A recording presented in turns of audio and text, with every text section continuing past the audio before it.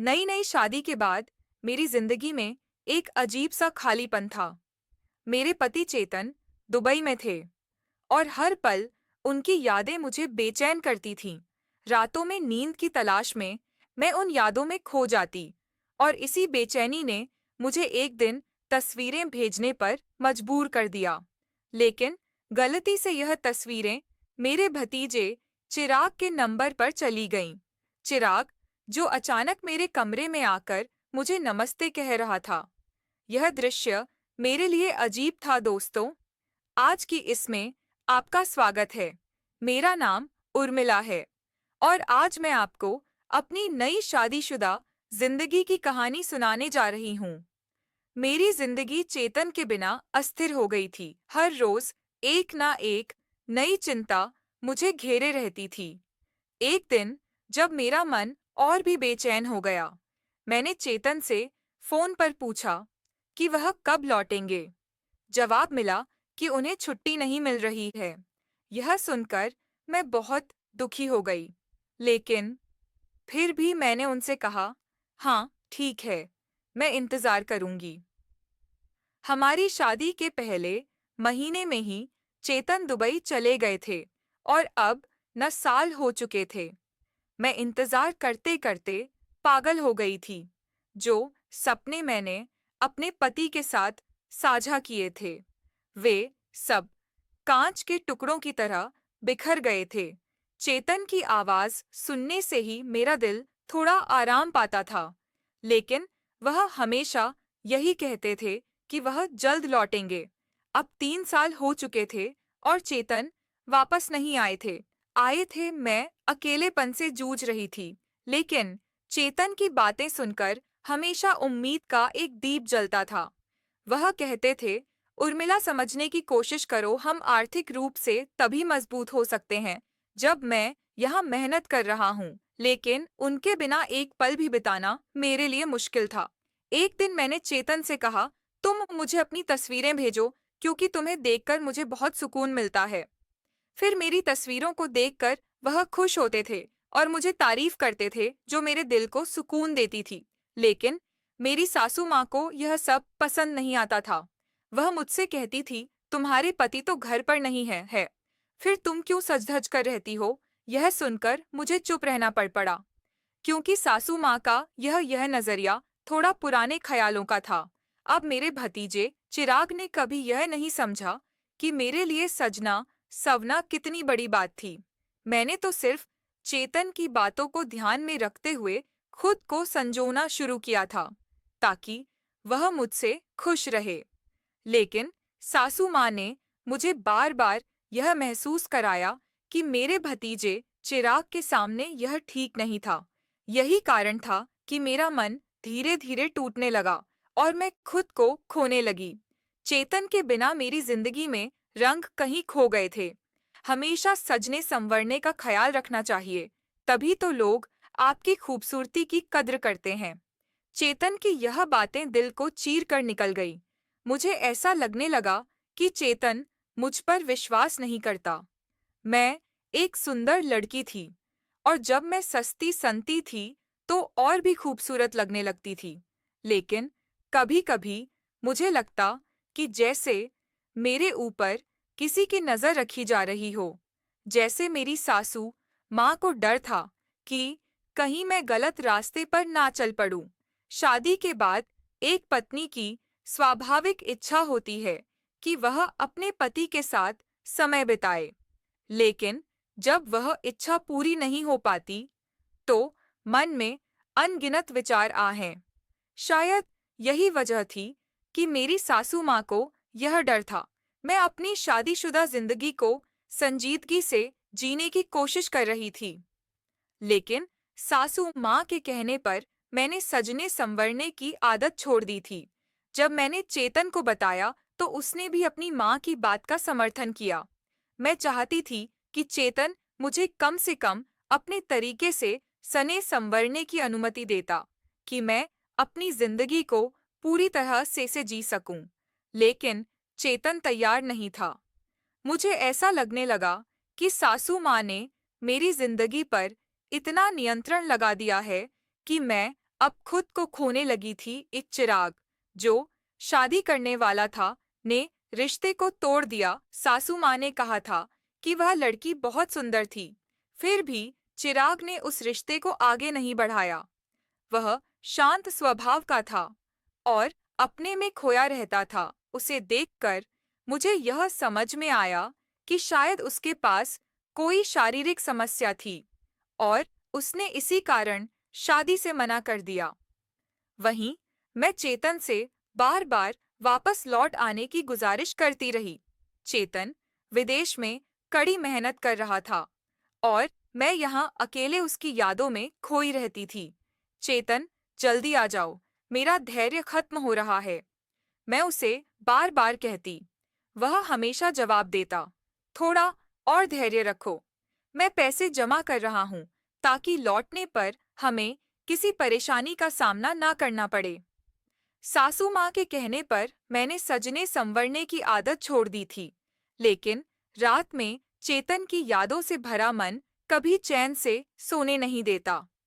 जब यह कष्ट असहनीय हो जाता, तो मैं अपनी तस्वीरें खींचती और खुद को देखकर थोड़ा अच्छा महसूस करती। धीरे धीरे यह आदत इतनी बढ़ गई कि अब इसे नियंत्रित करना मुश्किल हो गया था। एक दिन भावुकता में मैंने कुछ ऐसा किया जो शायद किसी ने पहले ना किया हो। मैंने बिना सोचे समझे तस्वीरें खींची और उसे चेतन को भेजा, सोचते हुए कि वह मेरे सौंदर्य को देखकर खुश होगा। लेकिन इस छोटे से कदम ने मेरी जिंदगी में बड़ा बदलाव ला दिया। सासू माँ हमेशा मेरी गतिविधियों पर नजर रखती थी। कभी वह बाथरूम में देर तक रहने को लेकर मुझे टोक दकाऊं, तो कभी कमरे में दरवाजा बंद करने को लेकर। वह मुझे देखकर यह सोचने लगी कि कहीं मैं भ्रमित तो नहीं हो रही हूँ। मुझे यह एहसास हुआ कि उनकी चिंता मेरी भलाई के लिए है, लेकिन मुझे नहीं समझ आया कि वह मुझे इतना नजरअंदाज क्यों करती। एक दिन जब मैंने अपने मोबाइल को ठीक करवाने के लिए चिराग को दिया, तो सासू माँ ने मुझसे सवाल पूछा, तुम चिराग के कमरे में क्यों गई थी?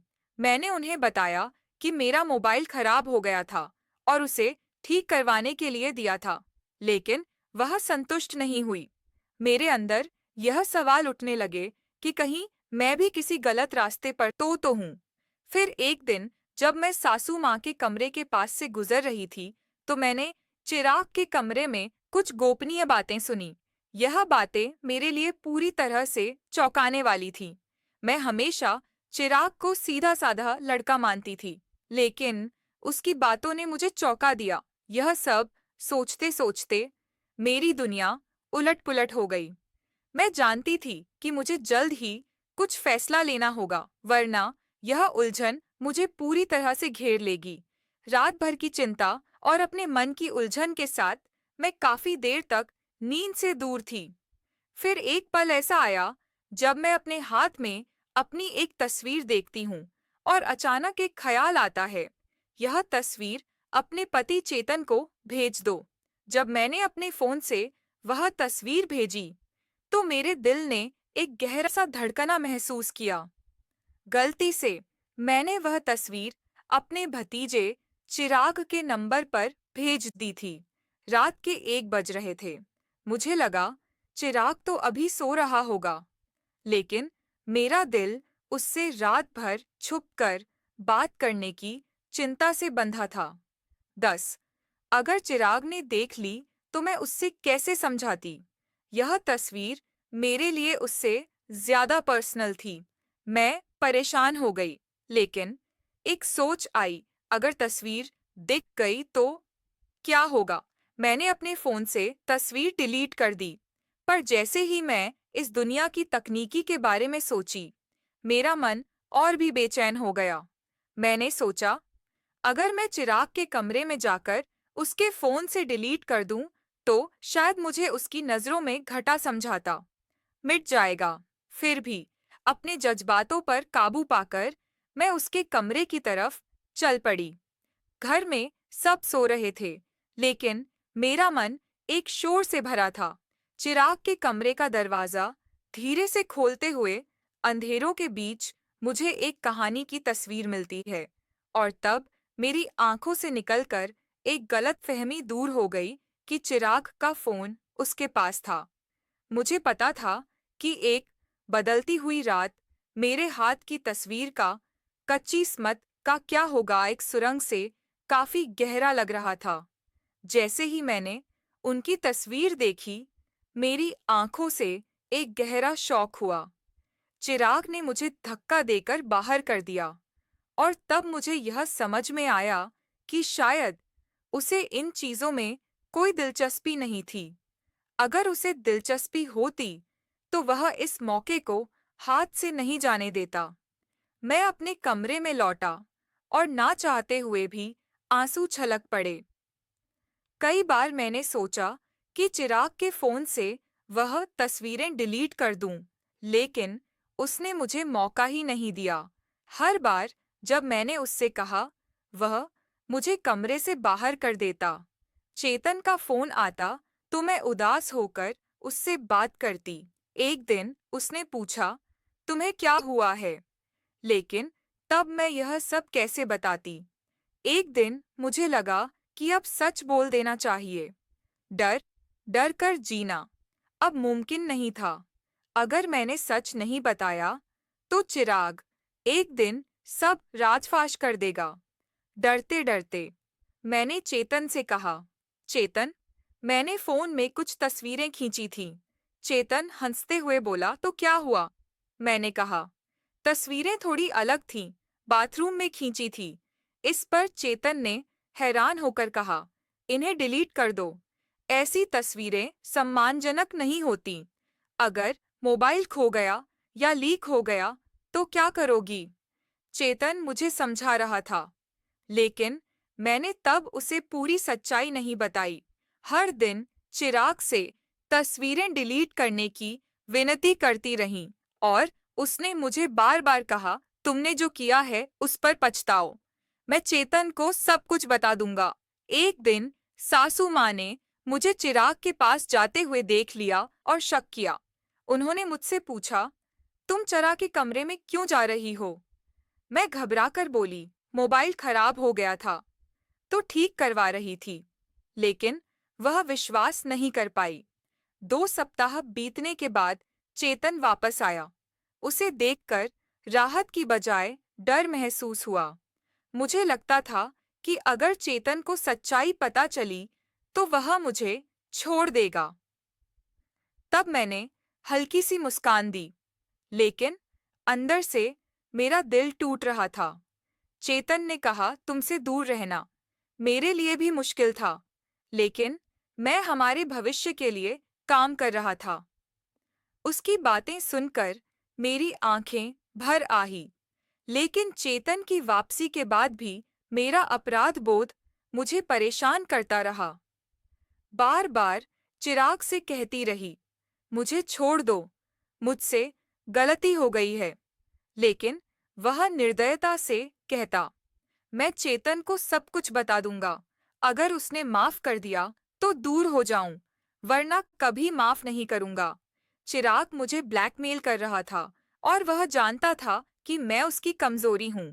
वह मुझे बार बार कहता, तुमने अपनी हदें पार कर दी हैं, और अब तुम मेरे लिए कुछ नहीं हो। एक दिन उसने चेतन के सामने मेरी कुछ पुरानी ऑनलाइन पोस्ट के स्क्रीनशॉट दिखाए, जिससे चेतन का मन भर गया। चेतन बहुत दुखी होकर मुझे घर से बाहर निकाल दिया। घर वापस आकर मैंने अपनी गलतियों का खामियाजा भुगता। एक दिन राश होकर मैंने खुद को नुकसान पहुंचाने की कोशिश की, लेकिन किस्मत से बच गई। अस्पताल में होश आने पर मैंने देखा कि चेतन वहां खड़ा था। उसने कहा, मैं तुम्हें एक और मौका देना चाहता हूँ, लेकिन यह आखिरी मौका होगा। अब मैंने ठान लिया कि अपनी गलतियों से सबक लेकर मैं चेतन और उसके परिवार की सेवा और देखभाल करूंगी।